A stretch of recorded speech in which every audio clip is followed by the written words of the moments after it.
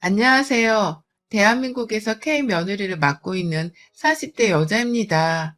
결혼은 벌써 12년 차이고요. 결혼하고서 지내온 명절 횟수만 곱해도 벌써 한 해에 두 번씩 24번이 되네요. 거기에 시부모님 생신에 추가로 있는 제사 때문에 모여야 하는 모임까지 더하면 제가 지금껏 시댁을 위해 헌신하며 값비싼 노동을 지불한 경우가 얼마나 되는지 어느 정도 유추가 가능하실 겁니다. 요즘은 뭐 90년생이 온다고도 하고 나답게 사는 게 최선이라고도 하면서 자기 자신을 젊은 사람들이 많이 보듬고 살려고 하잖아요. 개인의 행복에 가치를 두는 정도도 더욱 커졌고 또 결혼이 마냥 의무인 것도 아니고요. 제 시절에도 결혼을 안 하고 미혼인 엄정화 언니처럼 멋지게 늙고 싶다고 말하는 애들이 있었습니다. 결혼이 마냥 정답이었던 것은 아니었고 그 시절에도 분명 결혼 말고 잘 사는 방법들이 있긴 있었어요. 하지만 저같이 평범한 애들에게는 그럼에도 불구하고 결혼이 해야만 하는 것이었습니다. 내가 잘난 사짜 직업을 가지고 있는 것도 아니었고 그렇다고 집안에 누가 빌딩 한 채를 가지고서 매달 임대료를 받는 것도 아니었기 때문에 그냥 남들이 보통처럼 사는 대로 살아야지만 잘 산다고 어떻게든 위안할 수 있는 처지였어요. 그러니 저도 친구들이 너도 나도 결혼을 한다고 청첩장을 돌리는 바람에 마음만 급해져서는 나도 빨리 결혼을 해야겠다며 여기저기 손자리를 알아보고 다녔고요. 그러다 그냥 그 시기에 뜻이 맞는 지금 제 남편을 만나가지고는 결혼을 했습니다. 지금 저희 부부는 딸 둘을 키우고 있는 어엿한 부모도 되었고요. 그 당시에는 결혼만 하면 다 끝인 줄 알았습니다. 제 인생이 끝났다는 게 아니라 제 인생에서 고민을 할 일들이 다 끝이 날 줄 알았단 말입니다. 신데렐라가 왕자랑 결혼을 잘하고 해피엔딩으로 끝이 나듯이 제 인생도 남편을 만나 결혼을 함으로써 영영 해피엔딩을 찍으며 끝이 날 줄 알았어요. 그런데 웬걸 처녀째게도 감히 상상도 못 해봤던 어마무시한 일들이 결혼을 하고 난 후 겹겹이 찾아오더라고요. 바로 명절이라는 초단수의 복병과 시어머니라는 예상은 좀 했던 인물이었습니다. 저희 남편은 일남 삼녀 중 둘째예요. 집안의 유일한 아들이기도 하고 우리 시아버지의 귀한 아드님이기도 해서 집안에서는 어릴 적부터 이쁨을 아주 가득 받고 자란 놈이었어요.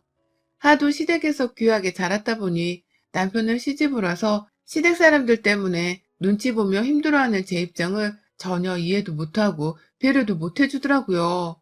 시집을 오자마자 집안의 유일한 남자아이니까 며느리인 제가 제사를 모두 다 도맡아야 한다며 그러니 제깍제깍 제사 치르는 법을 배우고 터득해 놓으라며 시댁 식구들이 번갈아 가면서 강압을 하셨어요. 저희 새 시누이들까지 나서서 말입니다. 그러니 저도 그 당시 어린 나이였는데 이런 시댁 식구들이 얼마나 부담스러웠겠어요. 내 집안 제사도 아닌데 시댁 식구 제사를 며느리라는 이유만으로 내가 치르고 책임져야 한다는 그 자체가 너무 말 같지도 않은 소리처럼 들렸죠. 하지만 그렇다고 결혼을 없고 제사를 안 치르겠다며 집을 나갈 수도 없는 노릇이었으니 그 시절 모든 며느리들이 그러했듯이 저 또한 그냥 더러워서 피한다며 싸움을 자제한 채로 시댁 말들을 따랐습니다.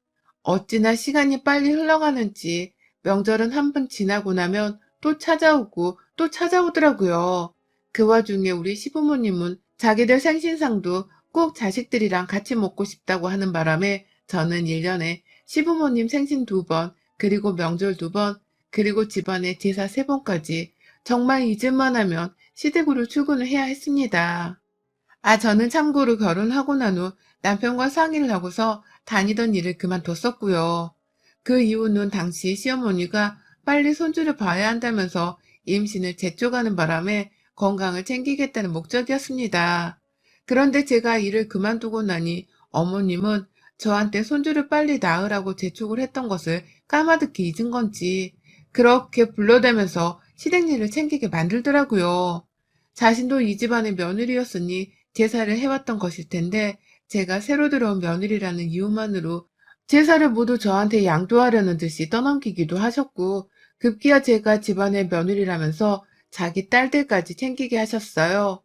생신 때는 제가 케이크도 챙겨야 했고 먹을 것도 챙겨야 했고 당연스레 그 먹을 것들도 다 제 손으로 직접 만들어서 내놓아야만 했었습니다. 그와 동시에 선물도 따로 준비를 해서는 챙겨드려야 했고요. 시누이들 생일 때에도 저를 불러서는 자기 딸들한테 근사한 식사 대접을 해주고 싶은데 자기 손이 딸려서 요리를 못하겠다며 저를 부르시더라고요.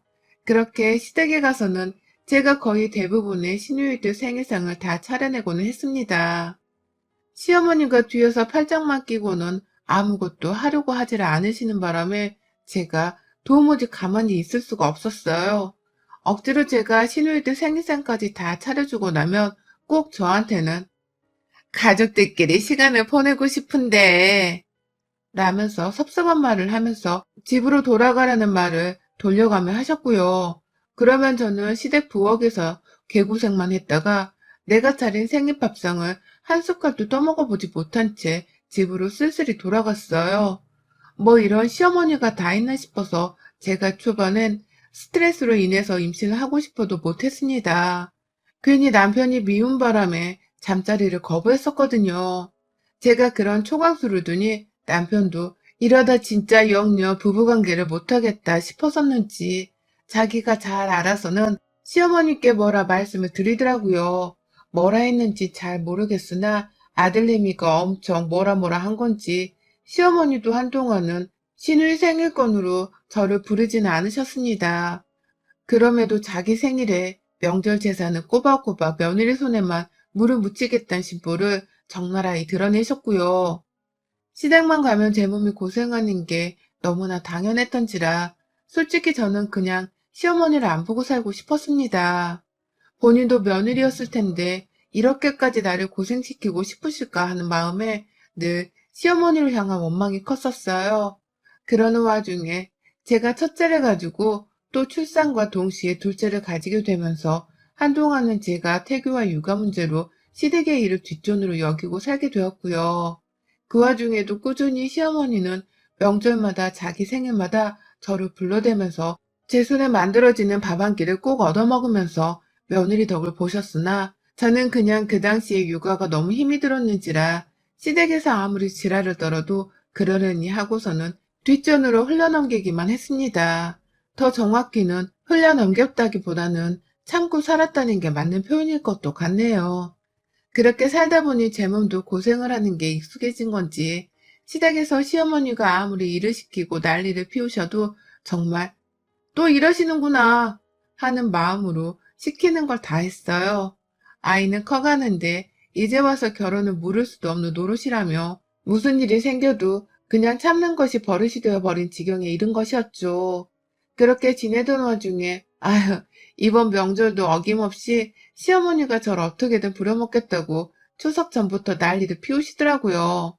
참고로 저희 부부는 지난 코로나 시국에도 시댁에서 하도 난리를 피워대는 바람에 안 갈 생각을 해보지도 못한 채 제사를 지내러 갔었습니다. 그렇게 가서는 친척들이 바글바글 하길래 마스크 끼고서 명절을 치르느라고 얼마나 숨졸였는지 몰라요. 확 싹 다 신고를 해버리려다가 가족이니까 겨우 참고 지나쳤는데 이번 추석에도 시어머니는 창피한 줄을 모르고 막 오라며 부르더라고요. 야, 근데 미리 데려와서 일 좀 거들고 애들 얼굴도 좀 보여주고 해라. 너는 떨어져 사는 애가 코로나 때문이라며 올해 인사도 띄엄띄엄 하러 오더니만 추석에도 그냥 명절날에 딱 맞춰 올 건 아니지? 너 일찍 오는 줄 알고 기다리마. 나 추석 음식 하나도 안 해놓는다. 라면서 저 빨리 오라고 재촉을 하는데 아유 얼마나 밉상이었는지 몰라요. 이번 명절에는 또 얼마나 일을 시켜가면서 제 허리를 부러뜨려 놓으실까 싶기도 하고 사람들은 또 얼마나 바글바글 거리며 찾아와서는 서로 엉겨부터 제사를 지낼까 싶기도 해서 머리가 벌써부터 지끈거릴 지경이었죠. 하지만 저희 시어머니는 그 사실을 아는지 모르는지 결국 이 분노에 불을 지펴보려고 말았습니다. 가만히 있으면 제가 그냥 가만히 찾아가서 명절 음식도 만들고 뭘 이것저것 했을 텐데 시어머니가 자꾸만 초를 치셨어요. 야, 너는 왜 미리 전화를 안 해? 먼저 일찍 오기로 결정을 한 거야, 어쩐 거야? 추석 전에 주말인 건 알지? 주말에 바로 오는 거지? 금요일에 오는 거지? 라고 하면서 계속해서 빨리 오라 재촉을 하시고 그걸로도 모자라 저한테 해선 안 되는 말도 하더라고요. 야, 네가 며느리인데 우리 집 힘든 일은 네가 알아서 나서서 하겠다고 하며 솔선수범을 보여야 할 거 아니냐. 내가 코로나 때문에 네 시누이들 생길 때 너를 안 부르기는 했지만 그렇다고 해서 군기가 빠지면 안 되지. 너 내가 예전에 했던 것처럼 네 시누이들 생일마다 불러가며 제대로 고생 한번 시켜줘. 라고 하시더라고요. 본인이 올해는 코로나로 저를 덜 부려먹었는데 그거에 감사하지 못할 거면 자기가 앞으로는 저를 더 고생시킬 거라며 반협박 같은 소리를 해대신 겁니다. 이런 말을 저한테 아무렇지 않게 하면서 빨리 시댁에 와서 시부모님 옆에서 아양 떨며 잔심부름도 하고 며느리 노릇도 하라는 소리를 하고 계신 것이었어요. 그러니 저도 생각을 하면 할수록 나름 무슨 옆집 머슴으로 취급을 하시는 건가 싶어서 기분이 찝찝하더라고요. 세상 어느 시어머니가 며느리한테 일을 더 시키겠다 말겠다 하면서 고생시킬 거란 소리를 하나 싶어서 진짜 기분이 더러웠어요. 똥 밟은 것처럼 순간 시어머니를 향해서는 최소한의 존경심도 들지를 않았습니다. 그 상태에서 더 참자, 참자 하면서 버티던 중 시어머니의 입에서 너 이번 명절에 아주 각오해. 내가 허리 하나 제대로 부러뜨려 줄 테니. 라는 말이 나온 순간 저는 고삐가 풀린 망아지가 되어버렸어요. 내 허리는 우리 부모님이 물려주신 소중한 몸뚱이인데 이걸 다른 사람도 아닌 시어머니가 뭔 자격으로 감히 부러뜨리겠다고 말을 하나 싶어서 시어머니를 따라서 같이 화가 났었고요. 제가 뭐라 그러셨냐면서 재차 물어봤는데도 시어머니는 한마디를 쫄지 않은 채 내가 네 허리를 부러뜨리겠다고 했다. 왜 이년아? 라고 하면서 오히려 더 공격적으로 구셨습니다. 그러니 저도 시어머니께는 최소한의 며느리 도리 같은 건 하지 말아도 되겠다 싶었어요. 그런 인간의 도리를 모르는 분 같았기 때문에 말이죠. 저를 불러내서 어떻게든 본인이 쉬고 싶어 하신다는 것을 알아서인지 이번에 아주 그냥 제대로 시어머니를 쉬게 해드리고 싶더라고요. 그래서 저 진짜로 혼자 시댁에 갔습니다. 나 없으면 남편이 어떻게든 알아서 혼자 얘들을 돌보겠지 싶어서는 남편한테 통보하듯이 잠깐 시댁에 좀 다녀오겠다면서 그냥 집을 비워버렸어요. 제가 집을 나가는 줄 알고 둘째는 보채는데 첫째는 귀신같이 엄마 심정을 꿰뚫어 본 듯이 엄마 잘 다녀와 라면서 저를 배웅해 주기까지 하더라고요. 그러니 저도 든든하다며 그냥 무작정 집을 나가버렸죠. 시댁에 가는 데까지 가까운 거리지만 직방으로 가는 교통편이 없어서 돌고 돌면 1시간 정도는 지하철로 도착을 하거든요. 그렇게 시댁에 무작정 쳐들어가서는 저 일찍 왔다고 좋아를 하다가 혼자 온 걸 보고는 왜 너 혼자 왔어? 라고 비아냥거리는 어머님을 무작정 데리고 나섰어요. 어머님은 제 손에 끌려 나온다고 소지품 하나 챙겨 나오지 못하셨고 나오는 길 내내도 어딜 가는 거냐면서 제 팔목을 어찌나 세게 잡아당기던지 눈물이 다 나오더라고요. 근데 저 진짜 끝까지 거짓말 보태서 아무렇지 않은 척 어머님을 회유했습니다. 애들이랑 남편이랑 지금 다 집에서 놀고 있는데 어머님이 하도 보고 싶어 하는 것 같아 남편한테 말했더니 남편이 데리고 오라 했다면서 애들이 있어서 남편은 못 왔으니 저 따라 그냥 아무 말 말고 오시라며 시어머니를 무작정 끌고 나왔어요. 아무래도 둘 다 서울에 살고 있긴 있어서인지 어머님도 금방 의심을 풀고는 저를 따라 나오시더라고요. 제가 급한 대로 어머님을 지하철에 태우지 않고 바로 카카오 택시를 불러잡아서는 목적지를 찍고는 출발을 했는데 어머님은 차 안에서 잔소리를 한다고 저한테만 신경을 쓰느라 택시가 어디로 가고 있는지를 신경도 안 쓰셨어요. 택시는 이미 저희 집 반대편을 지나선 정말 한참이나 더 먼 서울 외곽으로 빠져나가는 중이었는데 우리 무식한 시어머님은 이 차가 어느 방향으로 가고 있는지를 신경도 안 쓰신 채 그냥 세워라 내워라 저를 향한 잔소리만 하시더라고요. 추석에는 알아서 빠릿빠릿 연락하며 찾아오라고도 하고 아들 하나 장가 보내고 나서 자신이 많이 외로웠으니 더 챙기라는 소리도 하고 그러다가 바로 전에 전화통화를 했던 것을 들먹이면서 너는 진짜 오늘 안 찾아왔으면 내가 명절에 너 허리 제대로 부러뜨렸어. 라면서 자신만만하게 혼을 내는데 아유 진짜 우리 시어머니를 누가 말릴까 싶더라고요. 그러다가 거의 택시를 타고서 40분가량 달리다가 시어머니가 대뜸 근데 우리 아직도 도착하려면 멀었냐? 라고 하면서 어디 가는 길이냐고 물어보더라고요. 그러면서 택시 기사님 핸드폰에 찍힌 내비게이션을 뚫어져라 쳐다보더니만 우리 니들 집에 가는 거 아니었냐? 라고 하면서 어디 가는 길이냐고 막 물어보는데 결국 택시 안에서 너무 난장판을 피우시는 바람에 기사님께 양해를 구하고는 그 자리에서 택시에서 그냥 내려버렸어요. 거기가 바로 서울에서 경기도로 넘어가는 화정으로 빠져나가는 길목이었는데 주변에 도로가 있어서 망정이었지 하마터면 저도 어머님 따라서 길 한복판에서 미아가 될 뻔했습니다. 택시에서 내린 시어머니는 나를 도대체 어디를 끌고 가려고 한 거야? 너 지금 이게 무슨 수작이야? 라고 하면서 길 한복판에서 사람들이 보던 말던 소리를 지르더라고요. 본인도 어처구니가 없었겠죠. 아들 보여준다고 무작정 데리고 나서더니만 갑자기 어딘지도 모르는 길목 한가운데서 정차를 했으니 말입니다. 전화했을 때 잔소리를 해서 화가 난 거냐면서 저를 향해 얼마나 정신 나간 년이라고 욕을 하시던지요. 당장 집으로 데려다 주라고 가지고 있는 현금이 없으니까 빨리 택시를 잡아서는 저희 집으로 가게 해달라면서 그 앞에서 막 소리를 더 치시는데 제가 거기다가 대고선 내가 왜요? 라고 말을 해버렸어요. 내가 왜 어머님을 다시 집으로 도로 데려가야 하는데요? 어머님이 이렇게 저한테 지금 소리치고 있는데 제가 왜 그래야 하는데요? 집으로 도로 데려다 주라고 사정을 해도 모자랄 판에 왜 자꾸 저한테 소리를 치시는 거예요? 지금 이 상황에도 제 허리를 부러뜨리고 싶으세요? 라면서 저도 우라통이 터져선 마구 폭발을 하듯 어머니께 소리를 질렀습니다. 그러니 어머님은 이 상황에서 그런 소리가 나오냐는 말과 함께 제 가슴팍을 막 때리셨어요. 내가 너 진짜 허리 못 부러뜨릴 줄 알아? 이게 진짜 보자 보자 하니까 명절에 제사 안 지내려고 나한테 별짓을 다 하네. 너 나 데리고 어디 모르는 산골이라도 들어가려고 했어? 왜? 가서 확 나 죽여버리게? 뭐 하려고 한 거야? 똑바로 말 안 해? 이 무시무시한 년. 네가 이러고도 서울에 돌아가서 무사할 줄 알아? 너 내가 진짜 가만 안 둘 거야. 라고 하면서 저를 당장이라도 가만 안 두겠다며 그 도로 한복판에서 제 멱살을 잡고 제 팔을 잡고 그걸 잡고서 주먹진 채로 때리기까지 하면서 마구 몸부림을 치는데 이러니 제가 시어머니를 불쌍히 여길 수가 없었죠.